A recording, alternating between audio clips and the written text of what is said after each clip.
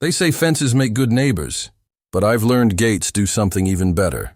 They reveal who your real enemies are.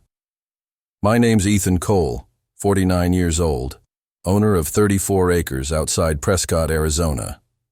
My dad bought the land in 1978 after leaving the Army. Built everything with his own hands. A small cedar house, a well, a barn that still smells like diesel and hay. I inherited it in 2015 after he passed, along with his old Ford tractor and one piece of advice I didn't take seriously enough. Ethan, don't ever let anyone build on what's yours, not even a road. The first time I noticed the survey stakes, I didn't think much of it. Pink ribbons fluttering in the wind near my northern fence line. A few days later, I saw a work crew digging into the red dirt. Excavators, trucks, dust, the whole operation humming like a small invasion. I drove down there, boots sinking into the loose soil, and waved at the foreman. "Morning," I said. "You guys lost?" He wiped sweat off his forehead. "Private road construction. County-approved easement. You the owner here?" "I am." "And there's no easement," he shrugged, not looking at me. "Paperwork says otherwise." That was the first red flag. Paperwork.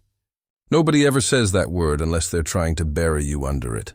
That night, I sat at my kitchen table with a cup of cold coffee, pulling out my dad's leather folder, the deed, the plat map, every tax receipt since Carter was president. There was no easement, no access right, just our boundary line stretching from the dry creek bed to the old juniper ridge.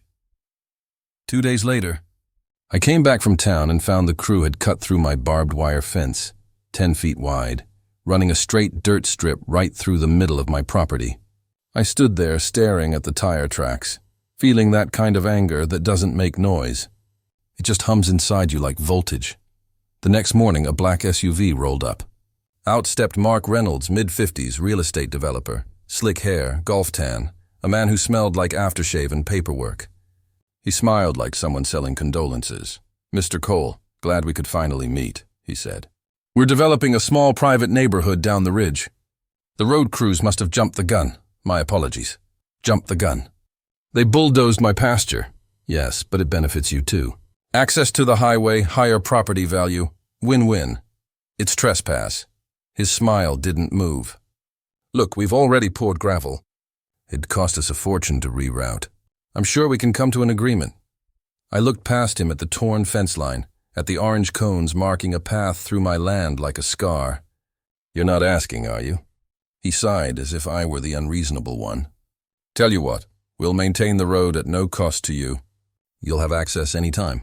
In fact, I'll throw in an annual payment, say $2,000 a year. You get a better road. We get our access." Everybody's happy I didn't answer. Just stared until he finally turned and walked back to his SUV.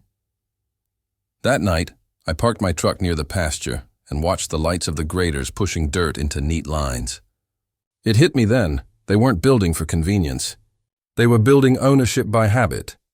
Once people start using something long enough, they act like it's theirs. I called the county office the next morning. The clerk transferred me to planning and zoning, then to roads and easements, then back again. No record of any approved easement, temporary or otherwise. "They might have filed under a different parcel number," the woman said. "Happens all the time. No, it doesn't. By the end of the week, the gravel was down. By the end of the month, pavement. Black asphalt cutting clean through 34 acres of memory. And the first time I saw one of Mark's contractors drive through without slowing down, kicking dust onto my porch, I realized how easy it is for theft to look like progress. When I finally got a lawyer, Helen Briggs, mid-40s, tough as sandpaper. She told me the same thing Lydia Chen told Dakota in that other story. "Don't act yet. You've got them," she said. "But if you shut that road now, they'll file an injunction claiming public necessity. Let them finish it. Let them use it. Then we'll close the gate, legally." So I waited. Months. Watched SUVs, trucks, and contractors cut through my land like it was a public highway. Sometimes they waved. Sometimes they didn't even look. Every day, the sound of engines replaced the sound of wind in the grass. Mark sent me Christmas wine that year, a thank you bottle with a card that read, "Appreciate your cooperation, neighbor." I kept the bottle on a shelf unopened. In January, I installed a steel gate. Didn't lock it, just stood it there, a quiet reminder that lines still existed. By April, the subdivision was open. They called it Juniper Ridge Estates, like naming it after a tree would hide the fact they'd bulldozed an entire grove. Families moved in. Children rode bikes down the road I never agreed to. Every time I saw them, I felt this tug between anger and guilt. It wasn't their fault. But the man who built it, he'd pay. In July, Mark called. "Ethan, we need to talk about that gate." "Why?" "Homeowners are complaining. It's blocking their commute." "You promised access." "I promised nothing." He paused. "Be reasonable. If this escalates, it'll get messy." "Then bring a mop." That was the last time we spoke civilly. The next morning I welded the gate shut. Heavy steel lock. No trespassing sign. Simple, clear, legal. By noon, 12 cars were backed up at the gate. By evening, the HOA president herself, a woman named Diana Lake, Pearls and Entitlement, called me screaming, "You can't do this. This is harassment. This is my property. We'll call the sheriff." "Go ahead," and they did. The deputy showed up at dusk, same tired look as every lawman caught between money and truth. He read the deed, checked the maps, and finally nodded. "Mr. Cole's within his rights," he said. That silence that followed, you could feel the HOA's world tilt. The next week, lawyers' letters started arriving, then threats, then something worse. They started digging up my past, trying to ruin me before I could ruin their commute. And that's when the road war really began. When you stand your ground long enough, people stop calling you stubborn. They start calling you dangerous. The first letter arrived on a Tuesday. Cream paper, embossed logo, Juniper Ridge Homeowners Association. It accused me of malicious interference with public right-of-way. 10 pages of legal noise that ended with one clear threat. If I didn't reopen the road within 10 days, they'd pursue all remedies available under Arizona law. I took it straight to my lawyer, Helen. She read it twice, chuckled once, and said, "They're bluffing." But by Friday, a sheriff's deputy delivered a court summons. Civil complaint. Juniper Ridge HOA v. Ethan Cole.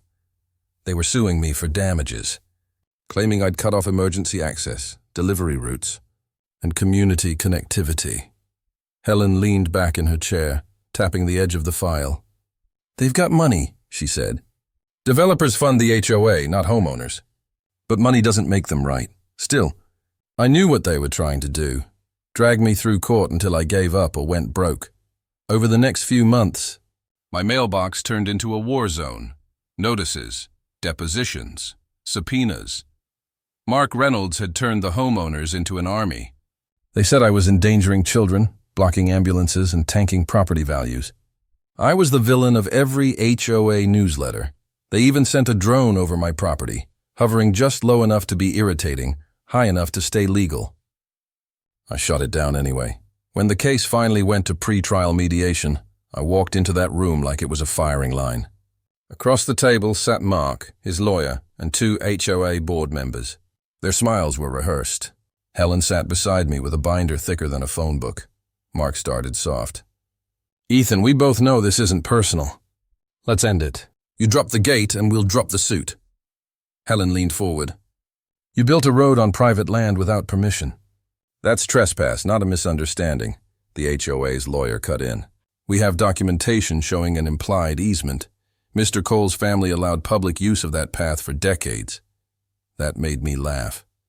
"Public use? It was a horse trail. My dad built it for cattle feed deliveries." Helen slid a map across the table. Original county survey signed 1979. No easement, no right-of-way. "This," she said, tapping the map, "is the truth. What you paved over was not a road. It was private ranch land." They didn't say much after that. Mediation failed. A few weeks later, Mark escalated again, this time using politics. He pulled strings at the county office. Suddenly, an old permit surfaced, dated 1981, unsigned, granting temporary access for agricultural vehicles. They used it as proof that the land had been open for public use. It was clever. Dirty, but clever. Helen frowned when she saw it. "That's forged," she said. "But we need proof." I spent 3 days digging through my dad's old storage shed. Boxes full of receipts, notes, yellowed photographs. On the 4th day, I found it. A Polaroid dated June 1981 showing my father fencing off the same path they now called a public road. On the back, in his handwriting, closed off. County denied access. That single photo flipped everything. We filed a counterclaim: property damage, illegal trespass, and willful misrepresentation. Helen's tone changed after that. They started a fight on your land, she said. Now we end it in court. When the trial began, the courtroom was packed, homeowners on one side, reporters in the back. Mark sat front row, calm and confident, wearing that same smug expression he had the day I met him. He didn't look so calm when Helen put the photo up on the projector. "Mr. Reynolds," she said, "can you explain why your company paved over a road that was fenced and closed by county order 44 years ago?" He tried to spin it, said the records were incomplete, that previous owners allowed use. But I could see it in the jurors' faces. They weren't buying it. 3 days later, the verdict came down.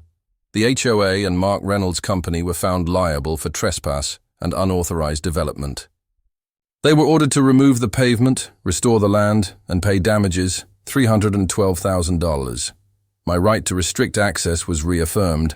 The courtroom went silent. You could hear Mark's lawyer exhale like air leaving a balloon. After the ruling, Mark tried to shake my hand outside the courthouse. I just looked at him and said, "My dad warned me about men like you." Then I walked away. A month later, the road was gone, torn up, hauled off in dump trucks. I planted mesquite trees down the middle of the cleared path. By summer, it looked like it had never been there. The HOA disbanded quietly the following year. Most of those homeowners moved away. The land stayed mine. Quiet again, the way my dad left it.